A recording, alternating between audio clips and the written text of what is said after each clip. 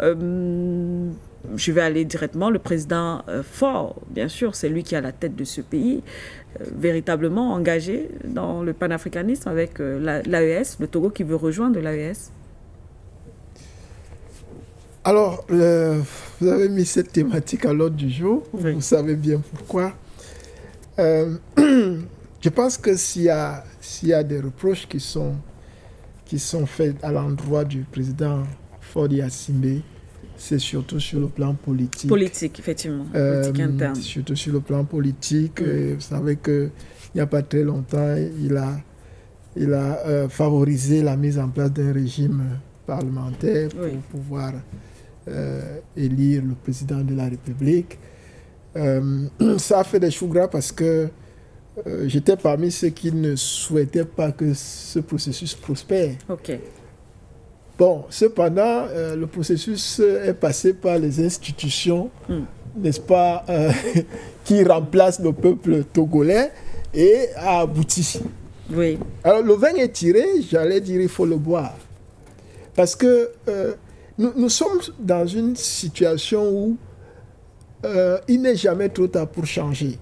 Okay. C'est-à-dire qu'en tant que panafricaniste, j'estime que on peut changer. Un chef d'État peut changer de trajectoire. On l'a d'ailleurs vu, hein, certains chefs d'État africains qui ont changé. Tout à fait. Vu, donc, et avec tout ce que le panafricanisme fait, avec le travail titanesque que vous abattez, etc., et d'autres, ça fait que ça ne peut pas laisser indifférent un chef d'État pendant des années. Oui. Et puis, entre eux, ils échangent, y compris ceux qui sont déjà véritablement dans cette dynamique panafricaniste et ceux qui ne le sont pas déjà. Tout à l'heure, mon frère Davarine Godjou parlait des chefs d'État qui, dans les couloirs, félicitent, n'est-ce pas, ceux qui sont dans l'AES, mais publiquement n'osent pas le dire. Encore, oui. Donc, ils sont certainement nombreux comme ça, qui apprécient, mais qui n'ont pas encore l'audace de pouvoir franchir le pas pour les rejoindre. Alors, en ce qui concerne le Togo, ce qui a été fait, qui n'est pas apprécié dans le cadre de la gouvernance togolaise, devrait bénéficier d'une éventuelle posture du président togolais pour pouvoir corriger cela. S'il est conscient qu'il a posé des actes qui vont à l'encontre des intérêts de ses concitoyens et qu'il veut réparer ça, mais pourquoi ne pas croire qu'il est capable de les réparer? Surtout que ça fait quand même, c'est pratiquement une gouvernance dynastique, parce que c'est quand même la famille. Ça veut dire que l'actuel chef d'État togolais connaît les arcanes du pouvoir du Togo. Et pour le défaire, ce n'est pas facile. Donc, au lieu de chercher à s'arrêter constamment sur ce qu'il n'aurait pas bien fait, je pense qu'il est bon de voir la trajectoire qu'il est en train d'indiquer. C'est une trajectoire. Après, on va l'attendre au niveau de est-ce qu'il va faire cela ou pas. Oui. Donc, moi, je suis de ceux qui pensent qu'il est fort probable, de par les enjeux, n'est-ce pas, que cette deuxième sortie du ministre des Affaires étrangères togolais, qui revient sur la possibilité de pouvoir, n'est-ce pas, rejoindre la Confédération des États de l'AES, qu'il est fort probable que cette relance-là de la communication soit véritablement un signal pour montrer à quel point le Togo y tient.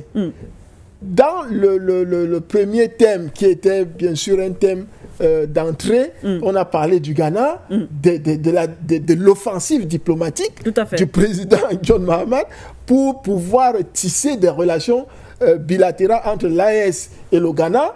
Nous avons bien relevé que l'un des grands enjeux, c'était l'accessibilité des pays de l'AES, n'est-ce pas, à la mer, parce que ce sont des pays de l'Hinterland.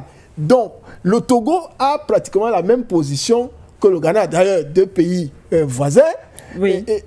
Donc, si le Togo si le Ghana est le seul pays à pouvoir gagner les avantages liés à une telle relation, n'est-ce pas, avec les pays de l'AES, le Togo sera très mal.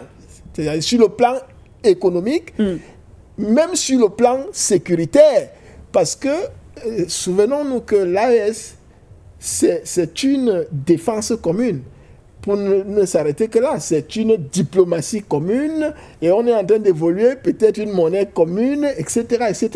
Donc, le fait d'adhérer à l'AES suggère qu'on a accepté un certain nombre de conditions qui ont déjà été définies. Oui. Donc, si le Togo arrivait à être accepté comme membre de la Confédération, ça signifie que le Togo aurait accepté d'abord déjà certaines conditions qui ont été fixées par les pays fondateurs, le Mali, le Burkina Faso et le Niger. Et donc, si la gouvernance fait partie de ces conditions, le président Faure Gnassingbé sera obligé, évidemment, d'aligner sa gouvernance, n'est-ce pas, à celle qui a été définie au niveau de la Confédération, sans qu'il y ait forcément une interférence dans les affaires intérieures du pays. Mais nous sommes quand même déjà dans une confédération. Ça veut dire qu'on a déjà accepté de faire des compromis. D'avoir un regard commun, mais en même temps de faire des compromis sur des questions éminemment stratégiques. Donc, c'est en cela que je dis, on peut croire que cette sortie n'a pas été faite du fait du ministre des Affaires étrangères, parce qu'en tant que ministre des Affaires étrangères, il ne peut pas se permettre de faire une déclaration comme ça. C'est que son patron, le chef de l'État, a dû lui dire c'est OK. Le dossier est sur la table. Voilà, donc tu peux le dire, c'est OK. Donc, je souhaite que ce soit véritablement ça. Si le Togo n'est pas encore un pays panafricaniste, j'espère qu'en adhérant à l'AES, sous-entendu que l'AES va accepter cette adhésion, parce que ceux qui sont déjà dans la maison vont pouvoir examiner s'il faut accepter. Oui. Mais je considère l'AES comme, je dis souvent, la grande unité africaine. C'est-à-dire que ça, c'est l'embryon de la grande unité africaine. Parce que ces pays-là sont des pays panafricanistes. Et ces trois chefs d'État ont montré et continuent de montrer qu'ils sont véritablement panafricanistes. Les dernières décisions du général Tiani au Niger contre les entreprises chinoises, pour ceux qui estiment que oui, on donne tout à la Chine, on ne regarde pas ce que la Chine fait. C'est des entreprises chinoises qui ne respectent pas des contrats et à qui le président dit vous ne respectez pas le contrat, vous vous mettez à côté. Mais c'est ça que nous attendons de tous ces chefs d'État-là. On ne demande pas un miracle. Un contrat, ça se respecte. Ce n'est pas parce que c'est l'Afrique qu'on va faire semblant de ne pas le respecter, parce qu'évidemment, il y a beaucoup d'Africains qui ne respectent pas, et puis on ne punit pas, on ne sanctionne pas. Donc, même les expatriés qui arrivent se disent, on va rentrer dans cette mouvance, nous n'allons pas respecter non plus. Donc, il faut que, comme ces trois chefs d'État fonctionnent sur la base de la réciprocité, que d'autres qui vont rentrer là-dedans puissent s'aligner et conforter la Confédération,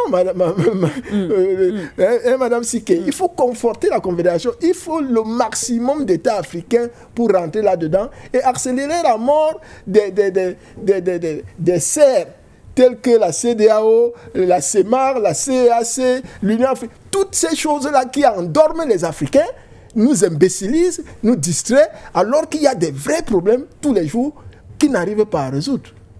Donc il faut encourager, n'est-ce pas, cette sortie pour qu'elle débouche sur une véritable demande d'adhésion du Togo à la Confédération de l'AES.